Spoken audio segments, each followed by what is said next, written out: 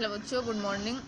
ये 9th class की हिंदी गद्य का लेसन नंबर 5 है, स्मृति। इसको लिखा है श्री राम शर्मा ने। का जन्म स्थान है कीर्तरा, मैनपुरी, उत्तर प्रदेश। जन्म एवं मृत्यु सन है 1892 ईस्वी से 1967 ईस्वी तक। भाषा सहज, सरल, प्रवाहयुक्त, खड़ी बोली। शैली है इनकी चित्रात्मक, आत्मकथात्मक, वर्णनात्मक, विवेचनात्मक। शुक्ल एवं शुक्लोत्तर युग के लेखक हैं। संपादन विशाल भारत।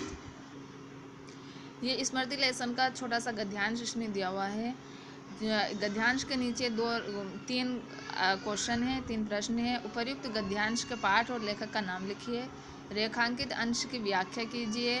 द्विधा की बेड़ियां कब कट जाती हैं? तो पहले क्वेश्चन का आंसर है उत्तर पाठ, इसका स्मृति, और लेखक का नाम है श्री राम शर्मा।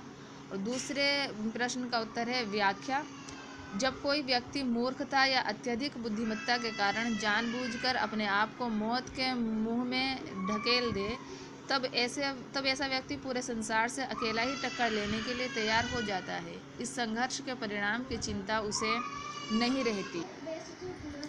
तीसरा प्रश्न है इस गद्यांश का कि दुविधा की बेड़ियां कब कट जाती हैं?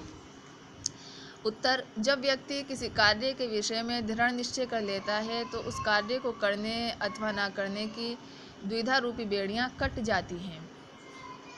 इसी पाठ का दूसरा गद्यांश है मनुष्य का अनुमान और भावी योजनाएं। मनुष्य का अनुमान और भावी योजनाएं कभी कभी कितनी मिथ्या और उल्टी निकलती हैं। मुझे सांप का साक्षात होते ही अपनी योजना और आशा की असंभावना प्रतीत हो गई। इसका प्रश्न है उपर्युक्त गद्यांश के पाठ और लेखक का नाम लिखिए, जिसका आंसर यही है कि हमारे पाठ का नाम स्मृति है और लेखक का नाम श्री राम शर्मा है। फिर रेखांकित अंश की व्याख्या कीजिए।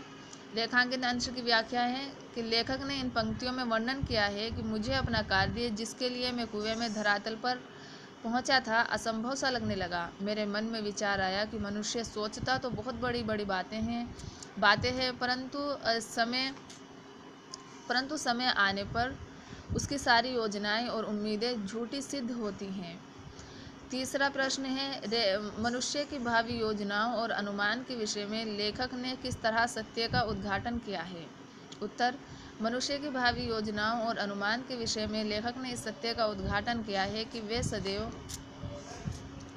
सफल और सही नहीं होते, बल्कि अनेक बार तो ठीक उल्टा होता है।